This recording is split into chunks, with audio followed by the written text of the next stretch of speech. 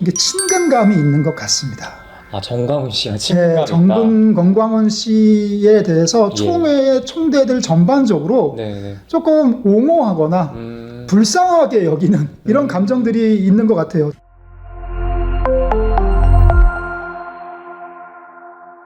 안녕하세요. 교회개혁 실천연대 박세범 간사입니다.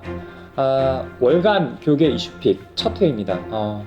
이 교회개혁 실천연대는 이 월간 교계 이슈픽 이 영상을 통해서 여러분들께 한 달간의 교계의 주요 이슈들을 정리를 해서 좀 전달해 드리려고 합니다.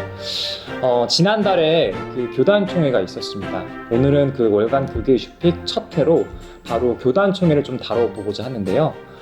오늘 그 교단총회에서 좀 말씀 나눠주실 교회개혁 실천연대 공동대표 남우성 목사님을 모셨습니다. 목사님 안녕하세요. 예, 안녕하세요. 안녕하세요. 반갑습니다. 교회개혁 실천연대 공동대표 맡고 있는 남우성 목사입니다. 경기도 고양시의 주날개 그늘교회 담임하고 있고요. 그동안 제가 사무국장으로도 일하고 집행위원 일하면서 교단총회 많이 다녀본 것 같아요. 참관도 많이 하고 그러면서 느낀 점들도 많고 특별히 이번 교단총회 관련해서 뭐 여러 가지 특징들이 있는 것 같아요. 그런 거 좀 짚어드리는 시간 가질 수 있을 것 같습니다. 네네. 그럼 본론으로 한번 들어가 보도록 하겠습니다. 이번 교단총회 조금 색달랐죠? 예, 그렇습니다. 아무래도 이게 코로나19라는 어떠한 그런 감염 우려로 인해서 일단은 교단총회가 그 교단 역사상 초유의 온라인 총회를 또 진행을 했습니다. 본래는 이게 한 3박 4일, 4박 5일 진행되어야 되는 일정인데 이게 하루 일정, 그것도 한 5-6시간 정도로 대폭 축소되어서 진행이 되었는데요. 그럼에도 불구하고 이 다뤄야 될 이슈들은 여전히 많았습니다. 이번 교단총회, 특히나 저희가 이번 월간 교계 이슈픽에서는 합동총회와 통합총회를 중심으로 좀 다뤄보고자 하는데요. 목사님, 이번 합동총회, 통합총회 좀 어떠셨을까요? 저희 교회개혁 실천연대가 항상 교단총회 이야기하면서 비민주적인 문제점들 많이 지적했는데 올해는 더 그랬던 것 같아요. 비민주적인 총회였다 이렇게 말씀드릴 수 있을 것 같아요. 하나씩 짚어보면 먼저는 이미 진행자께서 말씀하신 대로 코로나 팬데믹 상황 때문에 축소 진행하게 됐죠. 9월 21일 날 진행했죠. 네, 맞습니다. 그때 보통 보면은 뭐 5일, 4일 뭐 이렇게 진행하는데 하루에 모든 걸 끝내야만 했고요. 네네. 그것도 시간 보면은 4시간, 5시간 만에 모든 걸 끝냈더라고요. 근데 사실 하루는 24시간 아닙니까? 예? 그러면 잠 한 8시간 자고 그리고 식사하시고 하면은 제가 봤을 때 최소한 8시간은 참여할 수 있었던 것 같아요. 아침 9시부터 시작해서 점심 먹고 그 이후에 오후 스케줄 그리고 저녁 먹고 저녁 스케줄까지 보통 총회하면 그렇게 합니다. 예. 그런데 그거를 4-5시간 오후만 이렇게 줄였다? 저는 이거 되게 마음에 안 드는 것 같아요. 얼마든지 더 길게 할 수 있었고 그러다 보니까 시간상 환경상의 어려움을 빌미로 대면서 여러 중요한 쟁점들이 그냥 은근슬쩍 넘어가거나 비민주적으로 처리된 점 대단히 문제라고 생각하고요.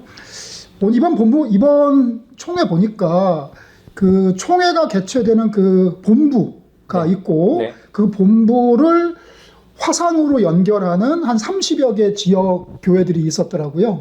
그래서 30여 개 지역에 이렇게 총회들이 흩어져서 진행됐는데 그러다 보니까 오프라인으로 진행되는 그 본부 중심으로 모든 의사결정이 진행될 수밖에 없었던 그런 면들이 있었던 것 같아요. 그 지정 장소에 있던 총대들은 아니 우리는 들러리 아니냐. 당신들은 총대 중에 총대냐 이런 불만의 목소리가 그렇죠.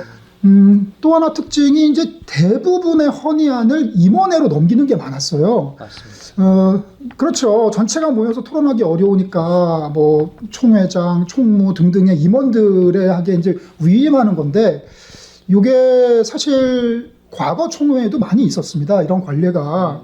근데 이제 아시다시피 되게 위험성이 크죠. 보면은 되게 예민하고 중요한 안건일수록 이렇게 소수 임원에게 위임하면서 결정하는 그런 관행들이 과거에도 있었는데 올해는 더 심각해졌고요. 그러다 보니까 다양한 의견들을 수렴하지 못하는 한계점이 있고 일부 교계 정치꾼들의 전횡이 가능한 구조가 만들어졌고 아주 중요한 안건들이 졸속으로 처리되는 그런 비민주적인 방식으로 교단총회가 진행된 것 같아서 대단히 안타깝습니다. 네, 이렇게 다양한 안건들이 총회 임원들 혹은 소수의 총대들에게 그 결정권이 넘어갔는데요. 그 주요 이슈들에 대해서 좀 살펴보겠는데요. 아마도 사회적 관심도가 제일 높았던 이슈가 아니었나 싶습니다. 바로 정광훈 씨에 대한 문제인데요. 이 정광훈 씨의 그 이단성 여부를 교단이 어떻게 판단 지을까? 사회적으로도 굉장히 관심이 높았습니다. 근데 결론부터 말씀드리면은 정광훈 씨에 대해서 어떤 것도 사실은 결정되지 않았습니다. 아니 왜 우리 교단들은 이렇게 정광훈 씨에 대해서 굉장히 미온적으로 대응하고 제가 언뜻 보기에는 오히려 정광훈 씨를 옹호하는 거 아닌가라는 생각이 들더라고요. 어떻게 생각하십니까? 그러게 말이에요. 이번에 정광훈 씨 관련된 이단 정죄건이 네. 유보되고 처리되지 않았던 그런 사건이 있었죠. 그것이 향후 한국교회와 사회에 미치게 될 영향에 대해서 많은 분들이 관심을 갖고 계신 것 같아요. 우리가 지금 두 교단 살펴보고 있잖아요. 네. 합동과 통합. 네. 합동부터 살펴보면은 우선은 이단대책위원회에서 보고를 했습니다. 네, 맞습니다. 그렇죠. 정광훈에게 이단성이 있다. 특별히 과거에 이미 이단으로 정죄된 사람들을 옹호하고 그 사람들을 한기총에 받아주고 한 이런 문제 심각한 문제다. 그렇기 때문에 이들과 교류하고 이들 행사에 참여하는 거 못하도록 교단이 나가야 된다. 이렇게 이제 보고를 이미 했습니다. 근데 여기에 대해서 아까 우리 전에 살펴본 것처럼 여러 가지 사정을 이야기하면서 임원회로 넘기죠. 네. 예. 임원회로 넘기면서 당시에 사회를 봤던 그 총회장에게 네. 기자가 물어보니까 아무 결론 나지 않았다. 뭐 이렇게 얘기를 하더라고요. 네. 이런 추세로 간다면은 합동 측에서는 원래는 그 이대위가 이단대책위원회가 제기한 대로 그대로 받는 것이 통례예요. 근데 과연 그렇게 될까? 대책위가 얘기한 것처럼 정광훈의 이단권을 임원회에서 그렇게 처리할까에 대해서 네. 많은 분들이 안 그럴 수도 있다. 이렇게 얘기를 하는 것 같아요. 뭐 초록이 동색이라고 정광훈과 그리고 이런 정치 목사들이 내용상 뭐가 다르냐 뭐 이렇게 비판적인 의식을 가진 분들이 많은 것 같고요. 통합 같은 경우에는 흥미로운 점이요. 흥미롭다. 작년 총회 때 네. 이미 정광훈 건 이단권에 대한 헌의가 올라왔습니다. 네. 그래서 이걸 가지고 1년간 이미 연구를 끝냈어요. 이미 연구를 끝냈는데 또 1년간 더 연구를 하겠대요. 아니 지금 지난 몇 개월 동안 정광훈 씨의 그 망발과 그리고 사회적인 물의가 온 천하에 보도돼서 교회 안 다니는 사람들도 정광훈 보면 이상한 사람이라 그러는데 네. 무엇을 더 확인하겠다는지 모르겠어요. 아니 집에 불이 났는데 네. 이게 불이 맞는지 확인을 하겠대요. 이건 말도 안 되는 거라고 생각해요. 왜 그랬을까 생각해 보면은 어떤 두려움이 있는 것 같아요. 두려움이 있다. 이미 정광훈 씨는 이 보수 우파 운동에서 상당한 정치적인 영향력을 가지신 분이잖아요. 네. 이 사람을 이단으로 쳐낸다는 것에 대해서 뭔가 두려움을 갖고 있는 그런 걸 느꼈고요. 두려움의 반대말로 저는 또 딴 거 하나 얘기하고 싶은 게 친근감이 있는 것 같습니다. 정광훈 씨랑 친분감이 있다.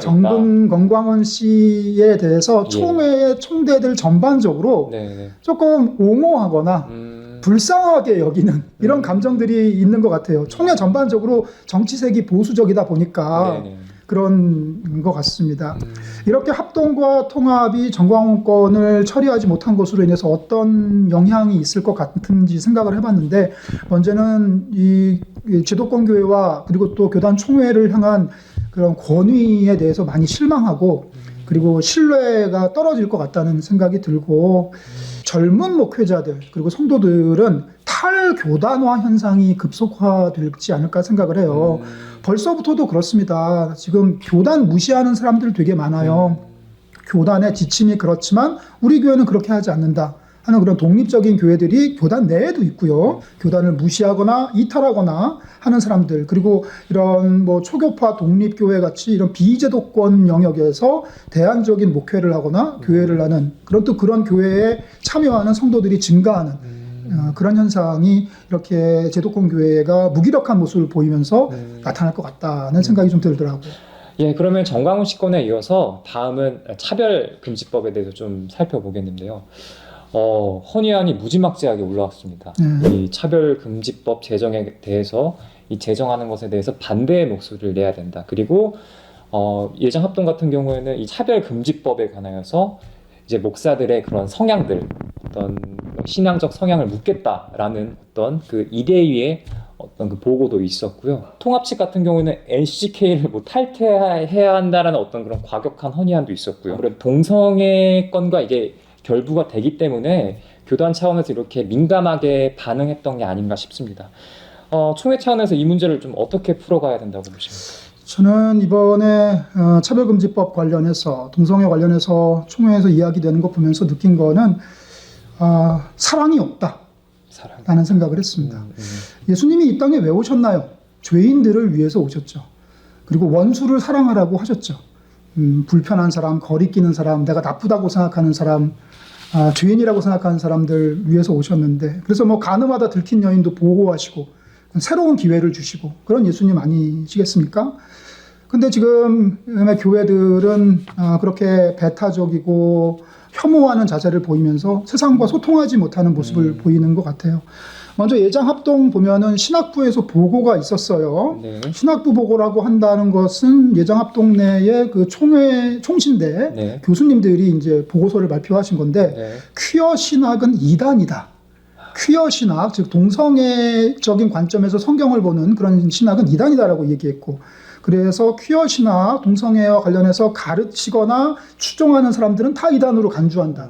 이거를 뭐 그냥 무지몽매한 목사님이 하신 말씀이 아니라 신학교 교수님들이 이렇게 말씀하셨어요. 그러면서 성서신학자분들은 소돔과 고모라 본문은 반동성애 성경 구절이 맞다. 뭐 이렇게 말씀하셨는데, 제가 아주 보수 신학부터 시작해서 뭐 상당히 리버럴한 신학까지 좀 공부를 넓게 해본 사람의 입장에서 말씀을 드리면, 이 퀴어 신학, 즉 동성애자 입장에서 신학과 성경을 바라보는 이 신학은 동의하든 동의하지 않든 현대 신학의 큰 범주 중에 하나를 차지하고 있습니다. 이건 팩트입니다. 이건 사실이에요. 동의하든 동의하지 않든. 그러니까 신학적인 다양성의 범주로 담길 수 있는 것이라는 것이죠. 예를 들어서 뭐 방언하는 사람 마음에 안 든다고 저 사람 이단이다 하겠습니까? 아니잖아요. 뭐 그런 분도 계신 거잖아요. 아닌 분도 계시고 그냥 우리 기독교 신앙의 범주로 같이 가는 거잖아요. 마음에 안 들어도. 저는 그런 성격으로 퀴어 신학을 파악을 해야지 이단이라고 말해서는 안 된다고 생각을 해요. 신학적 다양성이 결여됐다는 것을 스스로 증언한 사건이 바로 이번 신학부 보고라고 보고요. 이 신학자들이 교단 권력에 굴복하는 모습을 보면서 저는 좀 큰 안타까움을 느꼈습니다. 이번에 통합에서 이 동성애 차별금지법 관련해가지고 뭐 해프닝이라고도 할 수 있고 큰 이슈라고도 할 수 있는 게 이제 장신대 총장 재임준건이 부결된 건데, 한마디로 얘기하면은 장신대 총장님이 이제 잘린 거죠. 네. 왜 그랬냐면은 이 동성애에 대해서 우리가 포용적인 자세를 갖자 하는 학생들 일부가 있었습니다. 근데 그 학생들에 대해서 이렇게 학교에서 징계를 내렸죠. 네. 그러면 징계를 내린다는 것 때문에 많은 사람들이 반발도 했지만 그 반대편에서는 징계가 너무 약하다. 더 강력한 징계를 내려야 더 한다. 강력한 징계를 내려야 되는데 이 동성애 옹호자들에 대한 처벌이 너무 약했다. 이거는 사실상 옹호하는 거 아니냐. 예, 뭐 이렇게 얘기하면서 총장 잘라라 하는 분들이 계셨어요. 그래서 투표까지 했는데 재임준이 부결돼서 사퇴하시게 됐고요. 네네네. 학내 동성애 인권 운동을 방임했다는 사유로 말입니다. 통합에서 또 아주 우스꽝스러운 헌의안이 하나 더 올라왔죠. NCCK 탈퇴건입니다. NCCK, 즉 한국기독교교회협의회가 차별금지법 제정을 촉구하는 성명서를 냈다는 게 그 빌미예요. 잘 아시듯이 한국의 교회 연합단체가 원래 이제 원류가 한국기독교교회협의회 NCCK 아니겠습니까? 거기에 반발해서 탄생한 게 한기총이고 그 이후에 그것이 분열하면서 다양한 단체들이 탄생했는데, 이 NCC 탈퇴건이 이제 차별금지법 반대해야 된다. 만약에 반대하지 않으면 NCCK라도 탈퇴해야 된다. 이제 이게 이제 그 건인데, 문제는 그 헌의하신 분들의 헌의안을 보면은 가짜 뉴스에 속으셨습니다. 가짜 뉴스에서. 네, 차별금지법을 통과시킨 프랑스의 사례를 보니 이러저러저러한 일이 발생해서 우리는 차별금지법 반대해야 된다라고 말씀하셨는데 그 내용이 팩트를 확인해 보니 다 사실이 아니었다는 거죠. 또 웃긴 건 이 통합 측의 정체성이 뭔가 에큐메니즘입니다. 통합과 합동이 옛날에 교단이 분열됐어요. 네. 뭐 때문에 분열됐냐면은 WCC에 가입을 하냐 안 하냐 문제로 분열된 거고, WCC의 입장에서 한국의 교회연합운동을 하는 게 KNCC, NCCK인데 네. 그래서 한마디로 얘기해서 NCCK의 그 여러 회원 중에 가장 주도적인 역할을 하는 게 통합입니다. 네. 그러니까 주인장이 나가겠다는 겁니다. 예. 이거는 아주 무지몽매한 교단의 역사와 신학을 알지 못하는 아주 무지몽매한 헌의안이라고 할 수밖에 없고요. 지금 이 동성애 건이 결국에 성 문제잖아요. 네. 지금 교계에서 가장 큰 성 문제가 뭡니까? 목회자 성윤리 문제입니다. 지금 동성애가 문제가 아니라 이성애가 문제입니다. 목사들은 자기 성도들 함부로 성적으로 폭력을 가해도 솜방망이 처벌만 받는 이 현실 속에서 네. 우리 눈앞에 엄연한 현실로 실존도 하지 않느냐는 그런 개념으로만 존재하는 동성애권을 가져다가 이렇게 난리를 치는 거는 네. 부끄러워해야 된다고 생각해요. 성 문제 중에 가장 위험한 성 문제는 목회자 성윤리 대책 문제고 이것에 대해서 얘기해야 된다고 봅니다. 참 사랑 없는 총회였다라고 말씀드릴 수 있을 것 같아요. 네. 사랑이 없는 교단총회. 네. 신학적 다양성을 인정하지 않는 교단총회. 그러게요. 빨리 저는 좀 이 목회자 윤리 규정부터 좀 빨리 좀 제정이 되었으면 좋겠습니다. 네. 좀 답답한 마음이네요. 네. 그러면은 다음 이슈에 대해서 좀 살펴보도록 하겠는데요. 이 이슈를 또 안 짚고 넘어갈 수가 없습니다. 벌써 이제 몇 년째 다루고 있는데요. 명성교회 건입니다. 촉각을 다투는 사안임에도 불구하고 역시나 통합총회가 이 건을 제대로 다루지 않은 것 같습니다. 어떻게 보십니까? 예, 저는 명성교회 건 다루는 모습을 보면서 개혁의 의지가 없는 총회구나라는 그런 생각을 했습니다. 여러분 뭐 너무 오래된 얘기라서 까먹으실 수도 있는데 이 명성교회 사건이 그 아들 세습 문제잖아요. 네. 김삼원 목사가 아들 김하나 목사에게 이제 교회를 물려준 건이죠. 이거 가지고 아주 긴 싸움을 벌이다가 작년에 수수반이 통과가 됐죠. 네. 그런데 이번에 총대들이 그 수수반에 반대하는 총대들이 그 수수반을 철회하자고 요구했는데 그것을 네. 이제 서로 떠넘기는 꼴입니다. 네네네. 조금 더 자세히 들여다보면은 이제 지금 수수반을 철회해 달라고 요구했는데 그 수수반의 내용이 뭐였는가? 네. 이게 이제 작년 총회 때 통과가 됐어요. 네네. 그 명성교회에 지금 그 담임 목사가 김하나 목사인데 이 사람이 명성교회 지금 이 당회장을 맡고 있죠. 네. 근데 그 당회장권을 빼앗아서 노회에서 임시당회장을 파송을 한 겁니다. 네. 그래서 이제 이런 부분에서는 명성교회가 좀 짐을 진 거죠. 그렇지만 2021년 내년입니다. 내년에 김하나 목사가 복귀할 수 있게 하자. 여러분 지금 들으셔도 이게 뭔 소리야 싶으시겠지만 저도 그렇게 이해가 잘 되지 않는 이런 이제 수수반인 거죠. 이런 수수반이 얘기가 되니까 교단 목사님들이 이게 뭐 말이냐 해가지고 철회를 요구한 겁니다. 네네. 12개 노회나 헌의를 네네. 했고요. 근데 이걸 정치부로 이첩을 했어요. 그러면서 이거를 근데 그 반대 이 철회 요구를 하신 분들은 아니다 이거 총회에서 처리할 문제지 이걸 왜 정치부로 넘기냐 하면서 이제 이렇게 시끄러웠죠. 네. 그러고 나서 이게 정치부로 넘어온 다음에는 이걸 토의를 하는데 토의하는 모양을 보아하니 아까 했던 얘기가 똑같이 나오는 겁니다. 이거 정치부안 맞아? 라고 정치부 사람들이 논의를 하는 겁니다. 총회에서 다룰 사항이 정치부가 예. 아니 이거 총회에서 결의된 거 정치부가 다뤄야 되는 게 맞냐? 이런 그러니까요. 식으로 논의가 된 거군요. 그래서 결국에는 투표를 해요. 이거 어떻게 할 거냐? 그래서 결정된 게 실행위로 넘기자. 그래서 계속 넘기는 겁니다. 계속 그 뭐 게임 중에 그런 거 있죠. 네. 뭐 이렇게 폭탄 같이 생긴 건데 네네. 째깍째깍 하다가 이게 넘기고 하다가 네, 뻥 뻥 터지는 터지고. 뭐 네. 그런 모습이에요. 책임 전가하는 거죠. 저는 이 모습을 보면서 선악과 사건이 떠올랐어요. 선악과. 아담과 하와가 선악과 따먹고 나서 하나님이 이제 질책하셨죠. 그랬더니 하와가 줘서 먹었다. 하와한테 얘기했더니 뱀이 줘서 먹었다. 이게 떠넘기지 않습니까? 이게 죄악의 기본 속성을 말한다고 생각을 해요. 이 세상에 죄 짓고 나서 제가 그랬습니다 하는 사람 흔치 않아요. 사실요 하면서 핑계를 대고 다른 사람한테 책임을 떠넘기려고 하죠. 저는 이렇게 서로 떠넘기는 모습을 보면서 세습이 범죄라는 것을 스스로 증거하고 있다. 당당하다면 아무 문제 없다면 아주 쉽고 깔끔하게 정리할 수 있는 것을 떠넘기는 걸 보면은 모두 다 총회 사람들이 이게 문제 있다는 걸 알고 그 책임을 자기가 뒤집어 쓰지 않으려고 떠넘기는 모습이다라고 느꼈어요. 짧게 평가를 좀 해보자면은 지금 왜 총회가 이렇게 했나? 명성교회 눈치 보는 거죠. 예, 명성교회 눈치 본다는 게 뭘까요? 명성교회 그 무지막지하게 많은 돈, 네. 명성교회가 가지고 있는 교단의 큰 파워, 이거에 굴복해가지고 눈치를 보면서 결국에 내년에 김하나 목사가 아무 문제 없이 담임 목사로 당회장으로 돌아올 수 있는 그런 상황이 된 거고요. 참으로 절망적입니다. 네. 이렇게 수습안 철회를 요구했는데 이것이 통과될 가능성이 현실적으로 큰가? 크지 않죠. 예. 그런 걸 생각했을 때 참 절망적이라고 보고요. 참 교단총회가 개혁의 의지가 없구나. 교단이 스스로의 문제를 스스로 고칠 수 있는 자정 능력이 없구나라는 그런 생각이 듭니다. 네, 그러면 다음 안건으로 한번 이제는 다시 합동총회로 넘어와서요. 그 여성사역자 지위향상위원회에서 여성사역자의 강도권을 허락해달라는 청원을 올렸습니다. 이것은 사실 이번 105회 총회뿐만이 아니라 작년 총회에도 올라왔던 안건인데요. 결국에는 뭐 그냥 흐지부지 되고 말았습니다.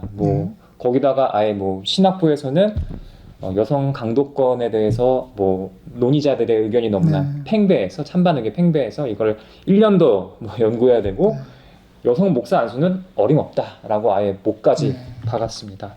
아니 근데 합동총회는 왜 이렇게 여성 사역자의 지위에 대해서 이렇게 민감하게 반응을 하고 이렇게 변화가 없는 겁니까? 한마디로 얘기하면 자기 기득권 빼앗길까봐 그런 것 같아요. 기득권을 빼앗긴다. 네. 지금 현실을 한번 살펴보시죠. 보면은 우리나라는 이미 대통령까지 여자를 배출을 했고 현재 장관, 총리 중에 여성들이 또 많이 있죠. 예, 과거에도 그랬고요. 지금 각종 시험의 수석 합격자들이 여성이고 그리고 사관학교, 군인들을 배출하는 사관학교의 수석 입학 졸업자들이 여성이고 참 현실을 알지 못하는 총회인 것 같아요. 사실 보수교단의 여성 안수 문제는 아주 수건 과제입니다. 아주 오랜 수건 과제예요. 지금 그 교단 내에서 합동총회 안에서 열심히 싸우시는 여성 사역자분들도 계신데 제가 참 많이 도와드리지 못해 죄송하고 좀 그 분투를 좀 격려해드리고 싶고 저희 교회연대가 좀 지원해드리고 싶습니다. 이 안수 문제, 그러니까 이제 교회 지도자를 세우는 문제인데 이게 이제 남자만 되냐, 여자는 왜 안 되냐, 이런 건이잖아요. 이 성경을 보면 말입니다.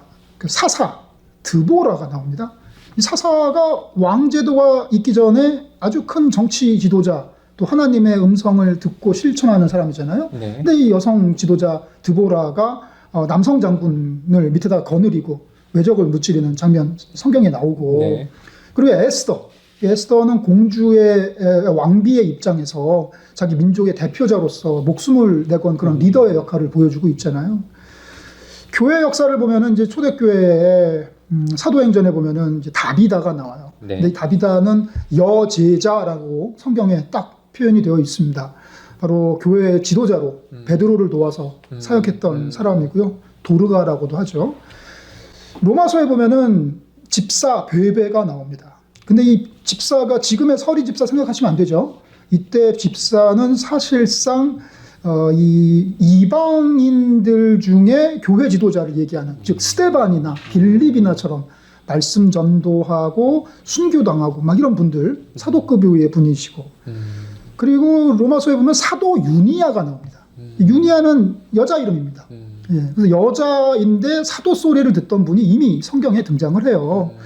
그래서 우리나라 역사 보면은 이미 1955년에 감리교회는 여성 안수를 줬고 기독교 장로회는 1957년부터 줬고 그러고 보니까 이번 기독교 장로회 총회 때 여성 부총회장이 탄생을 했죠. 맞습니다. 그 얘기는 내년에 총회장이 되신다는 거고요. 여성 총회장이 나옵니다. 통합 같은 경우에는 1994년에 총회에서 통과시켰고 96년에 첫 안수를 베풀었더라고요. 사실 이번에 이슈가 됐던 게 이 강도권, 설교권, 그러니까 여성에게 안수 줄 수 없다면 설교라도 좀 할 수 있게 해달라. 이게 이제 이번에 헌의안이었는데 사실 돌아보면 과거에 훌륭한 여성 설교자들, 교사들, 부흥사들 많았습니다. 예, 저도 옛날에 부흥회 어렸을 때 부모님 따라 가보면은 앞에서 설교하시던 우리 여성 권사님들, 뭐 이런 분들 기억나고, 저 어렸을 때 저를 가르치신 주일학 교사 선생님들 다 여성분들 되게 많았어요. 그분들이 하는 건 뭐고 꼭 강대상에 가운 입고 올라가야만 설교냐? 저는 이런 거 되게 의아하다고 생각해요. 실제로 많은 보수교단 중에서 여 전도사님한테 뭐 금요 철야 예배나 수요 예배나 그때 말씀을 전하도록 하는 교회들이 실제로 많이 많죠. 있습니다. 네, 예. 네. 그리고 지금 보면요, 이런 예장 합동의 이 신학교인 총신대 안에 네네. MDB 즉 목회자 수련 과정에 여성을 받고 있습니다. 여성을 받아놓고 왜 안수는 안 주고 설교를 왜 못하게 할까요? 저는 이거 확인되지 않은 건데 여쭤보고 싶어요. 총신대는 설교학 개론 여성이 들으면 안 됩니까? 설교학 개론이라는 과목을 네. 여성이 들으면 안 되나요? 아니 만약에 듣고 있다면 이건 총회 지시사항 위반 아닌가요? 아니, 설교학 개론을 왜 들어요? 여성이. 그러니까 참 이거 웃긴 거예요. 신대원 입학도 허용하고 네. 그리고 MDB 교육도 다 시키면서 목사 안수는 안 주고 설교는 하지 마라. 이건 뭐 하자는 건지. 의대 졸업을 시켜놓고 의사하지 마라. 이거랑 똑같은 거 아니겠어요. 이 성경에 보면은 뭐 여성에게 설교하지 마라, 뭐 지도하지 말라 이렇게 나왔던 구절들을 네네. 이렇게 신약의 구절들 보면 네. 당대에 문제를 일으키고 있는 특정 여성들에게 한 이야기를 보편적으로 모든 여성에게 적용하는 것은 이것은 예수께서 말씀하신 여성을 보호하고 평등을 말씀하신 정신에서 위배되는 거고요. 이런 남성 기득권을 포기하지 못하는 걸 보면서 참 절망적인 느낌이 들어요. 저희가 지금까지 그 총회의 여러 가지 주요 이슈에 대해서 좀 살펴보았는데요. 이번 그 교회개혁 실천연대 교단 총회 참관 활동의 주제어가 바로 그들만의 리그에 견제구를 던지다 였는데요. 그들만의 리그에 이 지금 너무나 많은 문제가 현저하게 쌓여있는 이 교단 총회에 어떻게 견제구를 날릴 수 있을까요, 목사님? 견제구, 야구의 모티브를 네. 가져오셨네요. 네. 저는 견제구, 한국교회를 향한 우리 개혁운동의 견제구 필요하다고 생각해요. 근데 그러려면 가장 중요한 게 쳐다보고 있어야 돼요. 주목해야 돼요. 네. 관심을 가져야 돼요. 네. 저는 먼저 소속된 자기 교회부터 관심을 좀 가져주셨으면 좋겠어요. 교회 안에 요즘에 코로나 상황이라서 모이기 힘들긴 하지만 많은 회의들이 있습니다. 공동의회가 있고요. 그리고 각종 회의들이 있어요. 거기에 본인이 재직이면 재직회로, 성도면은 공동회의 회원으로서 참여하셨으면 좋겠어요. 저는 교회에서 참 절망적인 게 회의한다 그러면 교인들이 많이 자리를 비워요. 저는 그런 것이 좀 안타까웠어요. 그리고 어떤 교회들 보면 회의록을 공개하지 않는 교회들이 있어요. 그 요구하십시오. 왜 우리 이번에 재직회 끝났는데 홈페이지에 재직회 회의록이 안 올라오냐. 장로님들 당회하셨는데 왜 당회록을 올리지 않습니까? 요구하십시오. 왜냐하면 교인은 요구할 수 있습니다. 적극적인 관심과 참여가 필요하고 네. 교인의 권리를 주장하고 의무를 다하는 것. 이게 이제 교회 민주주의의 출발인 것 같아요. 네, 네, 네. 이 교단 총회 관련해서는 사실 한국교회 문제라고 말하는 것들이 사실은 한국교회 교단 총회의 문제라고 얘기해도 과언이 아니죠. 네. 항상 교단 총회에 관심 많이 가져주시고 참여해 주시면 좋겠고요. 네. 투수의 비유 드리면 어떤 투수가 좋은 투수냐, 일단 제구력이 좋아야겠죠. 네. 제구력이 좋은 투수는 스트라이크 존에 아주 예리하게 박히는 그런 투수인 것 같아요. 그리고 또 투수는 이제 강속구를 던져야죠. 과감하게 던져야 되고 네. 변화구 또 던질 줄 알아야 되잖아요. 유연하게. 그래서 우리 교회개혁 운동을 하시는 우리 모든 동지 여러분, 또 관심 갖고 계신 성도님들이 아주 예리하게 문제를 바라보고 네. 과감하게 달려들고 그러면서도 유연하게 대처할 줄 알았으면 좋겠어요. 네. 아무래도 제일 중요한 게 지구력인 것 같아요. 아무리 잘 던져도 홈런 한 방 맞았다고 에이스나 그만둬 하고 마운드에서 내려온다면 그 투수는 자격 있는 투수가 아닌 것 같아요. 끈질기게 오래 해야 되고요. 네. 끈질기게 오래 하려면은 비법이 하나 있어요. 유쾌하게 해야 돼요. 유쾌하게. 재미있게 해야 돼요. 이 교회개혁 운동하시는 분들 보면 다들 좀 많이 분노에 쩔어 계신 분들 많아요. 저도 그랬어요.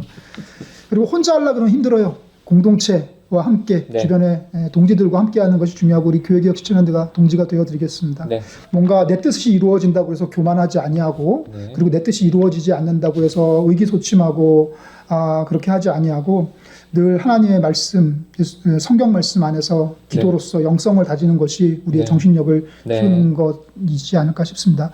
교회개혁은 누가 하나 하나님이 하십니다. 세상의 모든 일은 하나님이 하시니까. 네. 그런데 하나님은요. 우리의 순종을 사용하셔서 이 땅에 주님의 나라를 이루시기로 작정하셨어요. 그래서 우리의 순종이 필요합니다. 이렇게 앞으로도 교회 총회 참관 운동 비롯한 네. 교회개혁 실천연대 운동에 많은 관심과 참여 부탁드립니다. 네네네. 재미있게 그리고 같이 연대하여서 또 영성을 갖추고 우리가 교회에 대한 관심, 교단총회에 대한 관심 계속해서 이어나가야 될 것 같습니다. 네, 월간 교계 이슈픽 오늘은 교단총회에 대해서 살펴봤는데요. 오늘 말씀 나눠주신 남호성 목사님 정말 감사드리고요. 예. 네, 저희는 또 다음 영상으로 또 다음 또 이슈들을 가지고 찾아뵙도록 하겠습니다. 구독, 좋아요, 알람 네. 잊지 마세요. 잊지 마세요. 감사합니다. 감사합니다.